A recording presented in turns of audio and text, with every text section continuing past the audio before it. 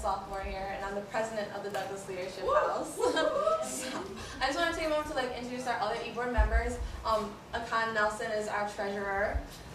Deontay is our secretary. Makia Green is our housing coordinator. Marianne Tabares is our web coordinator, and Willie Roberson, who you guys may know, is our president-elect, but they couldn't make it here tonight. I want to take a moment to thank our co-sponsors for this event. URCF, who Pastor Brian is here representing. OMSA, who Sasha Aloy is here representing. You guys probably already know her. And then, if you didn't know, the Rush Freeze Library, if you came in, you saw the desk. They are selling books, and they are also helping us out here for the event. And I'm sorry, Margaret is here representing Rush Freeze. We worked on a display earlier, myself, Margaret, Sasha, and Kiki, for, I don't know if you've seen it, it's in the Rush Freeze Library when you walk in and you see the circulation desk, and on the left side is a beautiful, phenomenal display that includes lots of authors, of course, Kayeen himself, Alice Walker, Toni Morrison, authors of that sort. So if you ever see it and you want to take a book, read up on it, go right ahead. It's for us and the students of the university. If you guys don't know what the Douglas Leadership House is, obviously we're a house, but we are brand new. This is our first year on the campus, so we're all really, really excited. Members, can you guys raise your hand? Yes, so we're really, really excited. Very first event. You guys are our first audience, so again, we're so excited to have you here. Our house works on nurturing leaders and educating both ourselves and the outside community to the many facets of the Black experience through our politics, our history, our culture, and much more. If you want to learn more about what we do, our general interest meetings are starting next Monday at 8 o'clock right here in this lounge, so we're very, very excited to open up and expand our family, so please come through and tell your friends about us. So, to the point of why you guys are all here, it's Antebellum, which is a novel written by Mr. Kayeen Thomas. He is an author, a poet, a playwright, hip-hop artist, and social justice advocate. He is a Master of Theological Studies student at Wesley Theological Seminary. His first book, Light, Stories of Urban Resurrection, was published during his junior year at Carleton College in Minnesota. He wrote and produced his first stage play, After Church, earlier this year, and plans to make it into a film. He was recently ordained in the Christian Methodist Episcopal Church and is a recipient of the White House Correspondence Essay Prize and the Congressional Black Caucus Scholarship, and will be featured at the Congressional Black Caucus Authors Coalition later in the month. He's from Washington, D.C., and has a wife and a daughter. Now, before I bring him up, I want to let you guys know that there are refreshments, so feel completely comfortable in our home. If you need to leave, obviously where you guys came out, there's an exit down there, and then the back exit into the left down takes you back to the frat quad, and the bathroom is all the way down and to the right. But other than that, let's bring up our guest, Mr. Kayeen Thomas.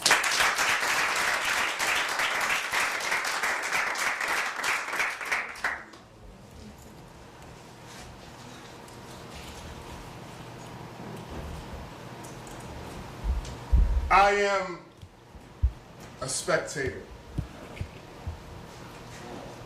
a helpless, painful starer, an agonized observer of dreams deferred. And I watch them hoping their souls aren't broken, but I know they are, because I don't say a word. But what would a word do? I mean, I can't tell these people whose pain so deep it's lethal that everything is cool. I can't spit some fancy antidote and then smile and watch them as they go back to the only hell they know, like they're some sort of fool. I can't do it, so maybe I can be a dark knight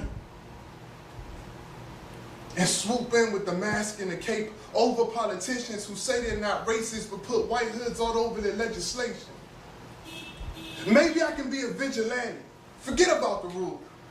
Or maybe I can take the Batmobile going 80 miles an hour into the Treasury after hours, take $100 million and give it to the schools. Forget the rules. Maybe I can sneak into the radio station with my utility belt of tools.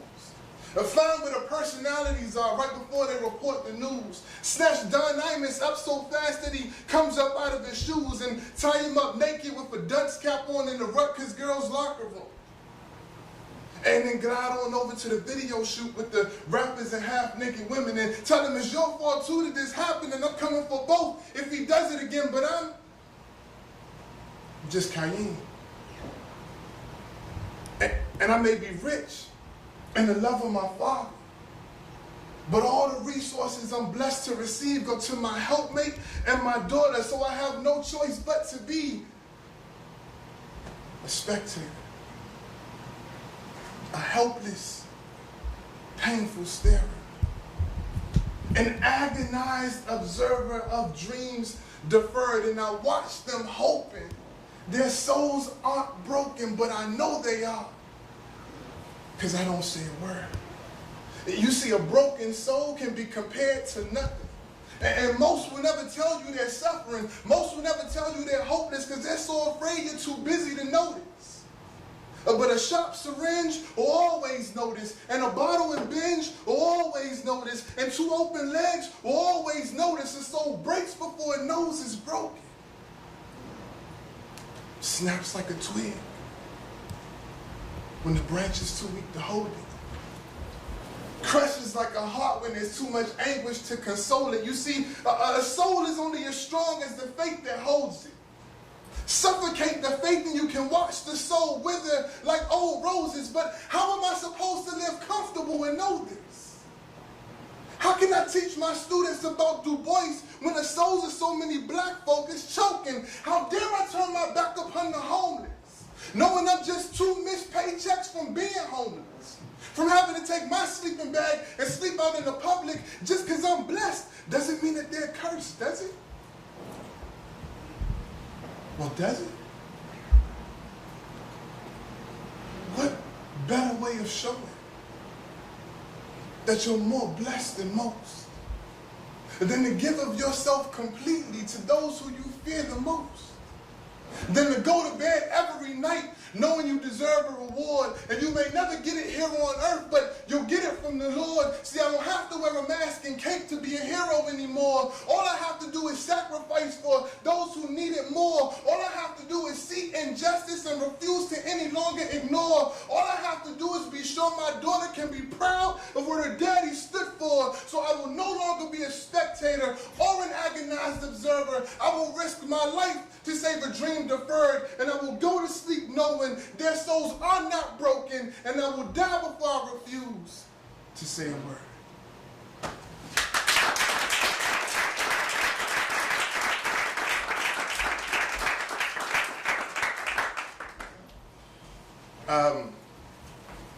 That poem is entitled Dreams Deferred, and I started with that because I feel like in a way hip-hop is a sort of a dream deferred, right?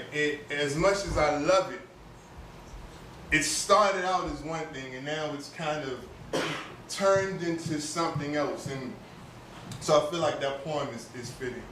My name is Kayeen Thomas. I wear a lot of different hats, but for this occasion, and what I am definitely most proud of, is I am an author. My novel Antebellum was released earlier this summer and is doing really well, so I'm really excited about it. And I was invited here to talk with you all about it, so I thank you all for having me. A couple of people I'd like to thank before we get too deep into it. The University of Rochester, all of the students, the Office of Minority Affairs, and Miss Sasha Oleo, is she here? Oh, yes, thank you.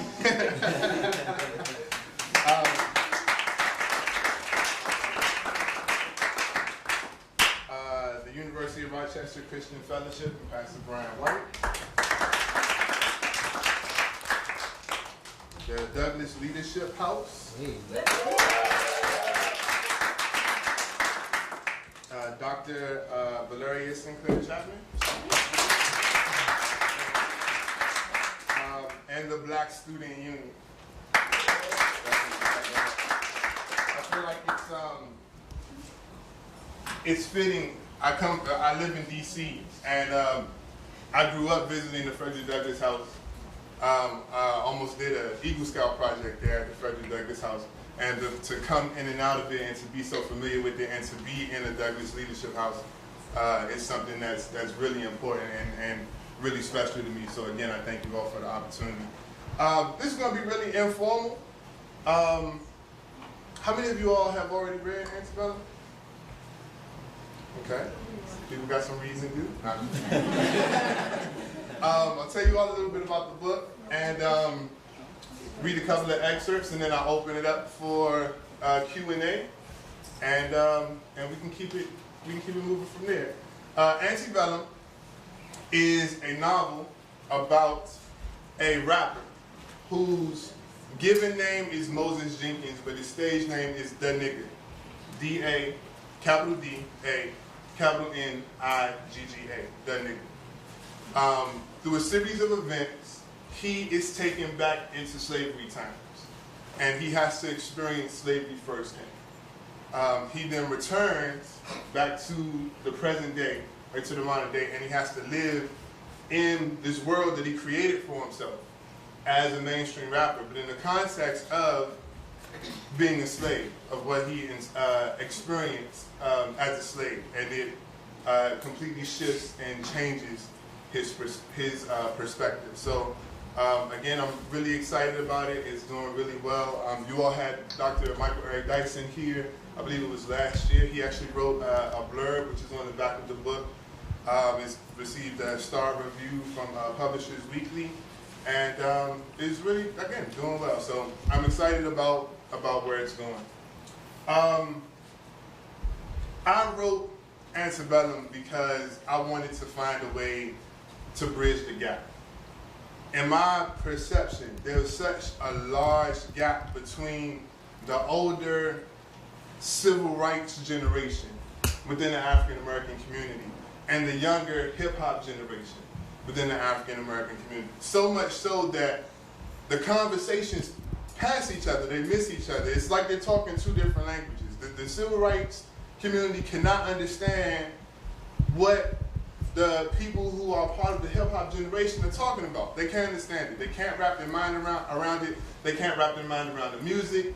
It's hard for them to wrap their mind around the culture, and there's this huge divide. And the people who are members of the hip-hop generation are really disconnected in what is termed this post-racial, quote-unquote, society, are really disconnected from this experience of marching and sitting in, or having the black and white water fountains or bathrooms and things like that. And so there's this huge disconnect, this huge divide that I saw and was experiencing, and it really struck home for me as a teacher. I taught for 5 years, everything from 6th grade to high school English.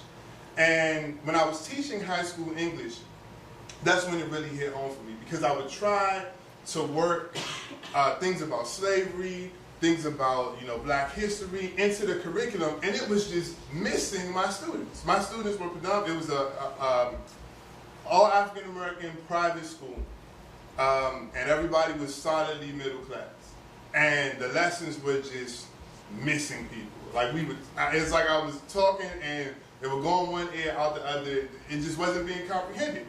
And one day, I'll never forget, I kind of reached my wits and I sat down and I said, look, if you were driving somewhere, wanted to go somewhere to eat, and you parked the car and you got out and you walked into the restaurant, and there was a sign on the restaurant that said whites only. And you walked inside and the lady at the front desk smiled at you and told you there are no black people allowed in this restaurant. What would you do? How would you react? And it was silent for about 25, 30 seconds. And I finally had a student raise their hand. I pointed to him, eagerly, okay, what would you do? What would you do? I would go tell my father. I mean, so it's not your responsibility anymore to react to these instances? Like, if you're so removed from it that you can't even think about how you would react to it, you would still have to defer to your parents? That was just crazy for me. So, you know, I really started to put a lot of stock and a lot of hope into Antebellum as something that could really start to bridge that gap. If I could give a solid portrayal of the hip-hop generation, of the hip-hop community, and a solid and realistic portrayal of slavery, because that's one of the things I get as well. As I went and talked to people, my depictions of slavery are very realistic, right? Are very graphic, and you know, I've had people sit down and tell me, you know, why did you write this like this? Why were you so graphic? Because that's how slavery was. You know, there's no sugar-coated way to say that, you know, men were castrated. You know, there's no sugar-coated way to say that, you know, babies were cut out of their mother's wombs. There's no sugar-coated way to put that. There's no flowery way to write that, right? So if you're going to portray it, or if I was going to portray it, I wanted to portray it real, right? I wanted to show it for what it was. And so I would thought to myself, if I could give a solid portrayal from both sides, if I give a solid portrayal of the hip-hop generation and a solid portrayal of slavery, then maybe I could come up with a work that would bridge the gap enough that it would start up a conversation, that it would start up some sort of dialogue between these two generations that literally seem to be speaking different languages to one another. So that was really my inspiration behind writing the book. If I could take a second. Oh, thank you, Pastor. The book is split up into 3 different parts. Part 1 establishes Moses as a hip-hop figure, as a rapper, as a mainstream rapper, as a very successful mainstream rapper. Part 2 is Moses back in slavery times. And to figure out how he gets there, you have to read the book. And part 3 is his return. So what I like to do is just read a short snippet from part 1, part 2, and part 3. So just to kind of give you an idea of how things flow. So this first one is from part 1. And this is Moses recounting his grandmother and how his grandmother reacted to learning his stage name.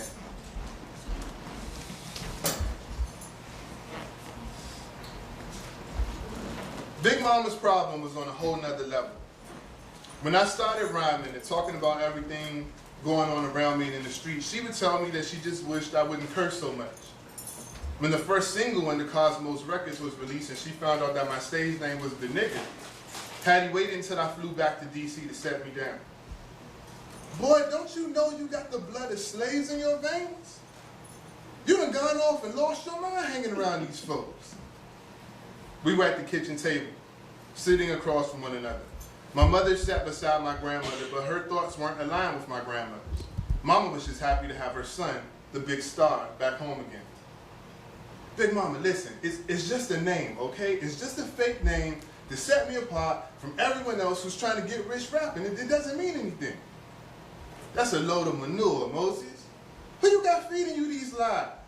A man's name tell the world who he is and tell him who his family is, what kind of stock he comes from. I know, Big Mama. And everyone will know that my real name is Moses Jenkins. Everyone will know that name. Everyone will know the name that Mom and Daddy gave me. Don't lie to me, boy. I ain't dumb. People get rich and they pick who they want to be. You telling people you don't want to be Moses no more, and you replacing it with the worst name you could think of.